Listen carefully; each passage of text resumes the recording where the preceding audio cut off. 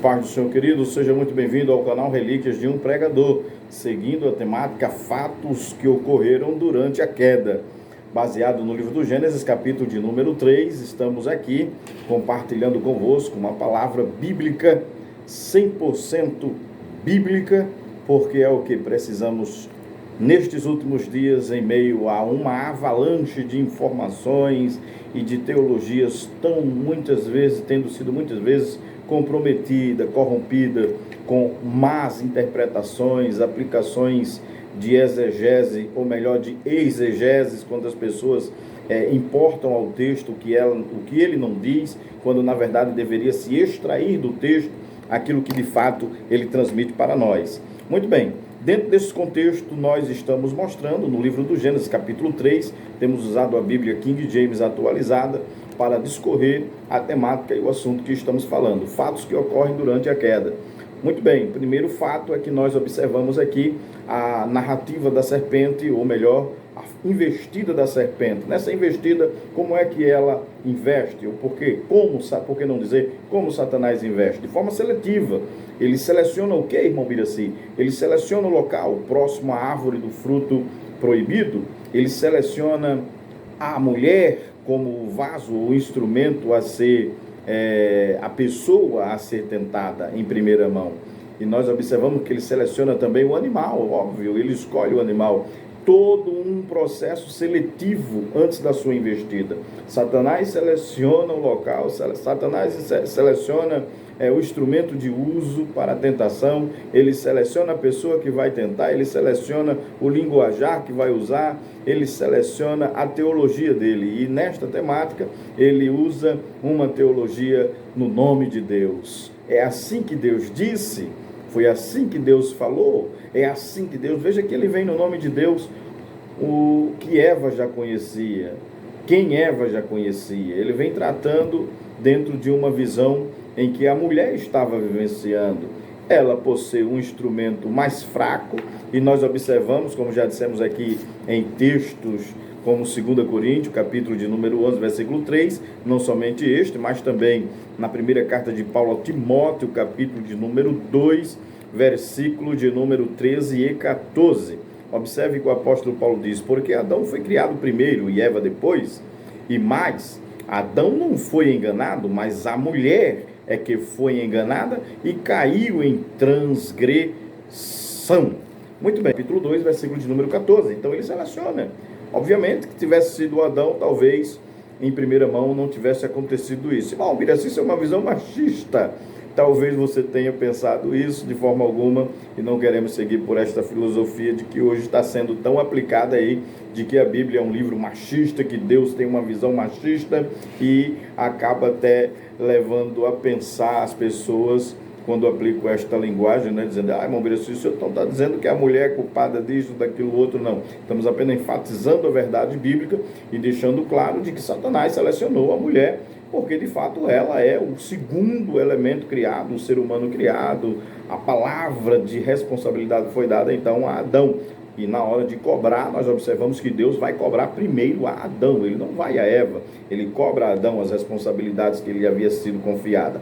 Muito bem, então dentro desse contexto vamos agora ver, já vimos em primeira mão de que Satanás é seletivo, ele seleciona o local, ele seleciona a serpente, o animal que vai usar, ele seleciona quem vai tentar, ele seleciona o linguajar, ele seleciona, na verdade, a sua temática teológica, quando ele usa o nome de Deus. E é interessante nós observarmos de que ele utiliza-se de uma base teológica para argumentar com Eva, para dialogar com Eva. E qual é a base teológica dele? É a palavra de Deus.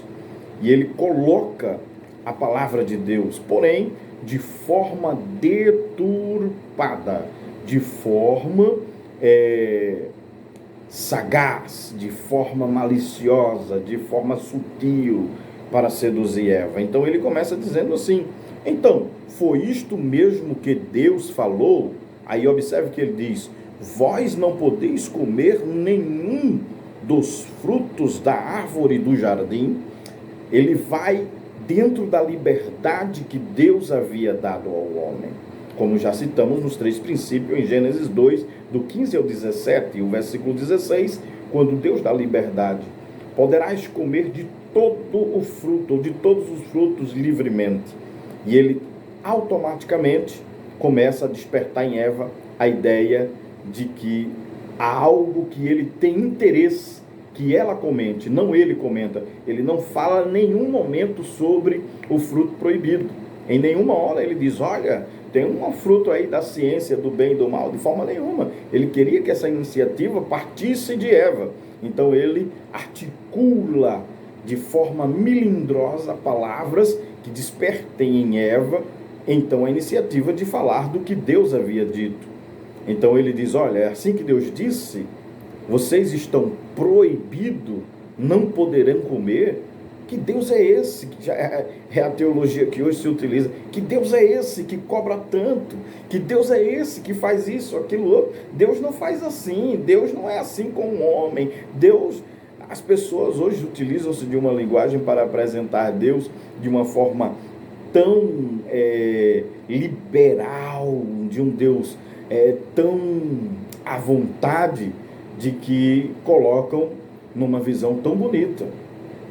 Deus não faz isso com ninguém, Deus não faz vergonha a ninguém, Deus não faz isso, isso não é de Deus. Então, quantas pessoas às vezes não sabem em essência, ou não têm conhecimento em essência das atitudes e das maneiras com que Deus age. E é necessário entendermos como Deus age, da forma que Deus agiu, com princípios, da forma que Deus agiu dando liberdade, da forma que Deus agiu dando limites. Então as pessoas hoje não querem muitas vezes os limites que Deus impõe para nós.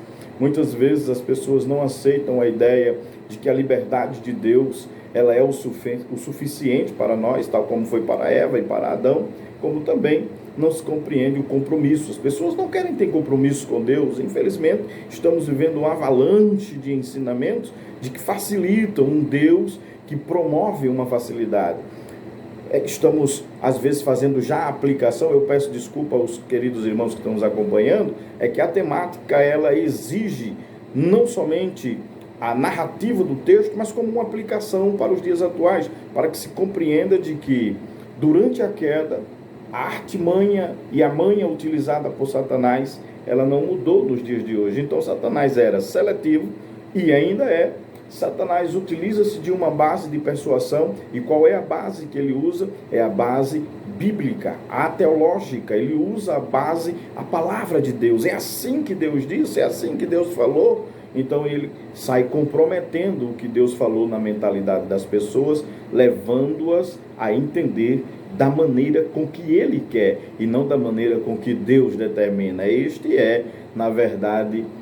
Esta é a visão coerente, bíblica, que o Senhor quer que nós entendamos o que ele quer nos falar da maneira correta. Porém, Satanás quer complicar e comprometer a maneira de entendermos. Por isso, Paulo escreve a segunda carta aos Coríntios, e ele diz que o príncipe desse século, ou Deus desse século, cegou o entendimento das pessoas para que não lhe resplandeça a luz do Evangelho. Muito bem, então dentro desse texto ficamos por aqui, para que nós possamos ter de forma gradual, de forma paulatina, uma visão esclarecedora do contexto. Então ele é seletivo.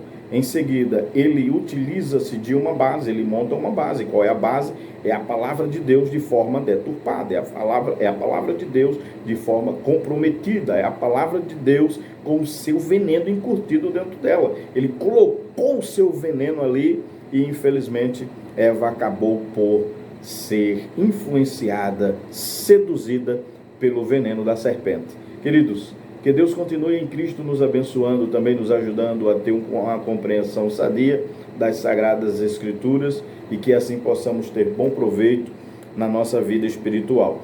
Estaremos dando sequência a esta temática durante a queda, os fatos que ocorreram durante a queda, a tentação do homem, como Satanás age de forma seletiva.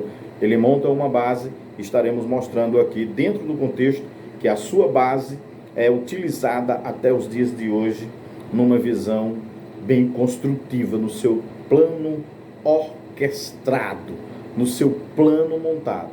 Ele arquitetou de uma maneira que a sua base tem tido, ainda nos dias atuais, uma relevante, posso dizer assim, um relevante resultado para as obras do maligno. Por isso que a Bíblia diz de que nós devemos estar atentos quanto à maneira ardilosa de Satanás agir. 1 Pedro 5,8, sede sóbrio, vigiai, porque o diabo, vosso adversário, anda em derredor, bramando como um leão, buscando a quem possa tragar. Não somente isto, mas fica o conselho de Tiago 4,7. Sujeitai-vos, pois, a Deus, resistir ao diabo, e ele fugirá de vós. Este que vos fala, seu irmão e amigo presbítero Ubiraci, lhe espero no próximo vídeo. Esse é o seu canal Relíquias de um Pregador. Até breve, em nome de Jesus.